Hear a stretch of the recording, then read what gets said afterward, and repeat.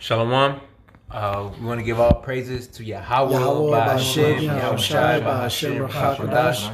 Double honors to the apostles of Great Millstone. Salutations to the Akim out there pushing the word in truth and sincerity and not charity. Back again here with another lesson. All right, through the Spirit Party, Ba'ashem, Yahshai.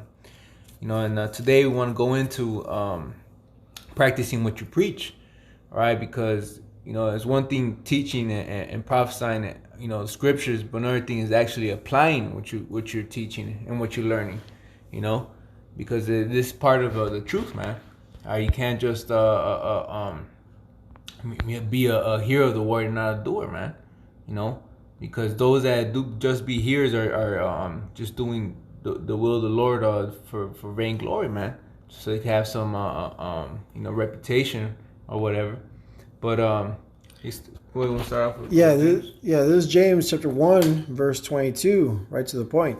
But be ye doers of the word and not hearers only, deceiving your own selves, right? You know what I'm saying? Because if you receive this word, you gotta actually do. There's action behind it. You want to show the Most High. You want to show Yahweh B'Shem Yahushai love is by what? Keeping His commandments. You know what I'm saying? And that's by action, by actually doing these things that are written here, not just believing. Why? Because faith without works is dead, man. You can't just believe. That's just not enough. And the Lord warned us that there's gonna be wicked men that we're gonna do these type of things, man. In fact, here in Matthew 23:1 it says, "Then spake Yahushua to the multitude and to his disciples, saying, the scribes and the Pharisees sit in Moses' seat." So these were the men that were basically the elders in charge, in Israel, man, at the time, that were actually set up by the Romans. Main reason why they rejected Yahushua, because they were going to be their place was going to be taken from them if Yahushua was made king. But it says verse 4, it says, So like in verse 3 it says, all therefore whatsoever they bid you observe. All right, so whatever they say, just observe. All right, so it says that observe and do, but do not ye after their works, for they say and do not. You see, so their works, my fact is gonna explain in verse 4. For they bid heavy burdens and grievous to be borne, and lay them on men's shoulders, but they themselves will not move them with one of their fingers, man. So you see, so whatever, because what they taught was right, man. They taught about the law. We gotta observe the law and this and that. But when it came for them to do it, they wouldn't do it themselves, man. And they would just they wouldn't carry their own burden, man. And they'll tell others to do it, man. It says, but all their works they do for to be seen of men. They make broad their phylacteries and enlarge the border of their garments. See, and that goes into it being shown of men, being doing this for a corruptible crown, But the scripture says to do it in sincerity and in truth, man. Going back to the law, to observe these things, and meekness, Bruce got something else? God, this is Romans 2:13. It says, "For not the hearers of the law are just before Yahweh, but the doers of the law shall be justified." And that's what it boils down to. The Lord is a man of action. He judges you based on what you do, not based on what you hear or what you talk about. Like the saying in the world, you gotta walk the talk. Especially when you're calling yourself a man of the Lord, a representative of Yahweh B'Shem Yahushai. You actually gotta do it to the best of your ability what you're preaching. The scriptures say, "What? Judge not, lest ye be judged." Meaning what? That you're not supposed to be out there judging and spewing out all this, rebuke, so to speak, but you're not doing the same. You're not walking the same way. You'll be considered a hypocrite, which is a despised in the eyes of the Lord. If I may get this right quick, this is 1 Samuel 2 and 3. It says, "Talk no more exceeding proudly, let not arrogancy come out of your mouth, for Yahweh is a power of knowledge, and by Him actions are weighed." So actions are the Most High considers actions. He when you weigh something, you basically measure it, you know, to see what if it's good or bad. See what your actions consist of. Or do you speak it and not do it, or do you speak it and then you try your best to do it, you know? Hey, oh, go ahead, bro. Oh, go ahead. No, I was gonna say, man, that's what the Lord said. Well, in fact, I had the same chapter, Matthew 23 and 25, going back to the chapter I brought out earlier. It says, "Woe to you, scribes and Pharisees, hypocrites! For you make the outside of the cup and of the platter, but within they are." So I read it again. It says, "Woe unto you, scribes and Pharisees, hypocrites! For you make clean the outside of the cup and of the platter, but within they are full of extortion and excess." Right. So hey, the outside looks nice. You know, they may appear to be a righteous, just man. You know, but inside it's full of injustice, man. Full of deceit. You know, and that's really you coming in another way, man. You know, trying to serve you. How about Shimi Shai in another way, man? Not how you were taught, you know, or how you were taught, man. You know, by the heads and the apostles, man. You know. This is the first book of Corinthians, chapter 9 and 27. I think I might start a little up. I just get straight to the point. 9 and 27, but I keep under my body and bring it into subjection. All right. So, and it's truth, man. And, you know, we got to keep this flesh under subjection, man. We got to be hard on this flesh, man. We can't follow the lust of our flesh, man.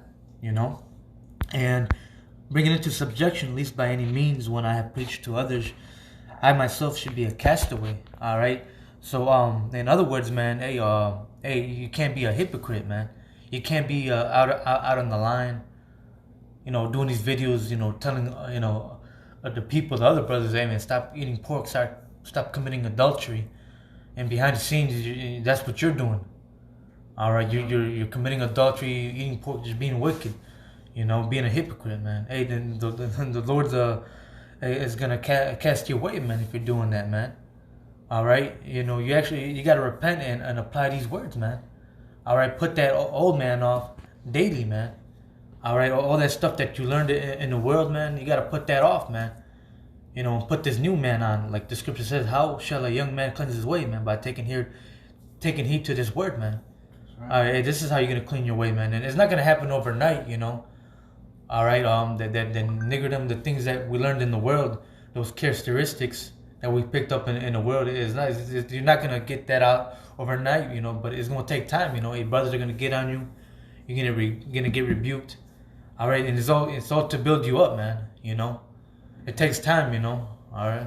Yeah, no, of course. You had all these years of niggerdom and all these bad habits. So, you know, it's constantly examining yourself. You know, the guy in the mirror, you know. Yep. So that's why you constantly have to examine yourself daily, man, even multiple times a day. Yep. You know what I'm saying? Because you don't want to slip, man. This is Ecclesiasticus or Sirach 37:19. It says, "There is one that is wise and teacheth many, and yet is unprofitable to himself." All right, so hey, you could have all this knowledge, this wisdom, all right, and you know you could teach a lot, and a lot of men could learn and be edified through you, but you yourself are making yourself a profitable unto yourself, man. You know, you ain't working your salvation, you know, because you're not applying what you're teaching, man.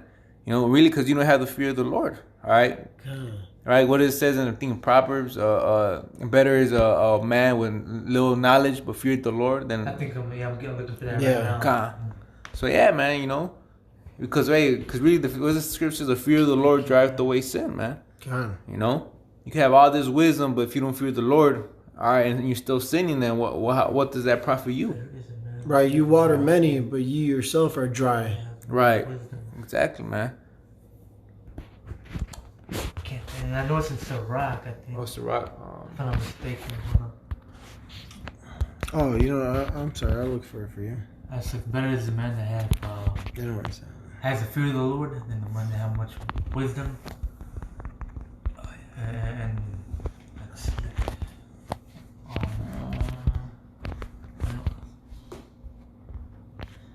the fears of the Lord is keeping the wisdom. Salakia. Yeah, this is You found it? no, it was something like that one. Slakia. The fear of the Lord is being.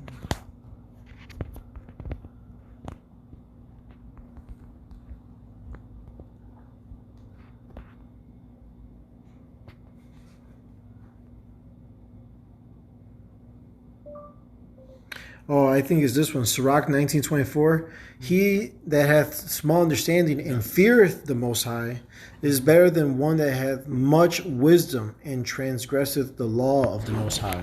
So it's better, man. That the man that might not know much, that might not know the breakdowns of Daniel and Revelation, but he still has that fear of the Lord, man. You know, he has that fear. He doesn't want to make the Lord mad. You know, then the man that might know all those breakdowns and doesn't fear the Lord. All right, so it's better than the man that fears the Lord, man. All right, that wants to do right, man. That doesn't want to go off, man. All right, then the man that has much wisdom and is doing whatever he wants, man. And doesn't fear the Lord, man. Right, because the one that fears the Lord, even the little that he knows, he's gonna apply every single bit of it. Mm-hmm. But the one that has much wisdom and doesn't, hey, what's the point? Like the brother said, he's a profitable unto himself. He's not walking in the fear. The Most High is gonna have more favor towards the one that fears him and knows little, but that little that he knows he applies, than someone who knows more and does it.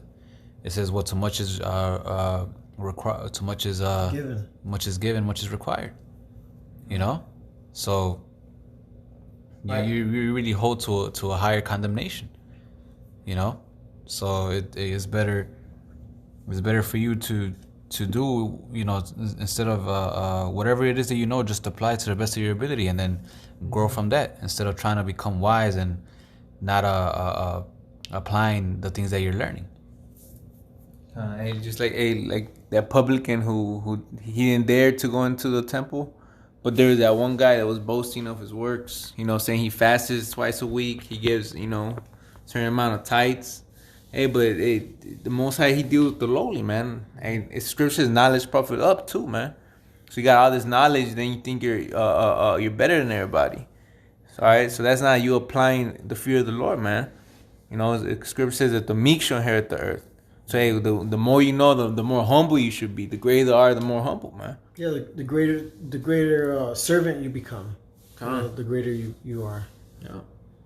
Because we're here to minister, man. This is, if I may, you got anything else? I could end it with this. This is 1 John chapter 3, verse 7. Little children, let no man deceive you. He that doeth righteousness is righteous, even as he is righteous. He that committeth sin is of the devil, for the devil sinneth from the beginning. For this purpose the Son of the Most High was manifested, that he might destroy the works of the devil. You know what I'm saying? So, keeping these laws, statutes, commandments to the best of your ability, shows that you're the Lord's dealing with you, man. You are leaning to the right side, man, the righteous side. All right? That's why we stand out by the love that we show one another. Why is that? Because the blueprints, these scriptures, man, they show us how to become a man, how to be a brother, all right? How to serve one another, right? It's all through the scriptures, man, which were written aforetime for our learning, man, so that we could perform righteous acts, to the best of our ability. Here it is, we're in Babylon, America, rehearsing the righteous acts, like in Judges 5 and 11. And with that, we hope this lesson was edifying. Again, we want to give all praises, honor, and glory to Yahweh, Ba'ashem, Yahushai, Ba'ashem, Rakakwadash. Double honors to the apostles and elders of Great Millstone in New York who rule well. And salutations to all the occupants pushing this word in truth and in sincerity with charity to the four corners of the earth, waking up the elect. Shalom. Wa abad babal.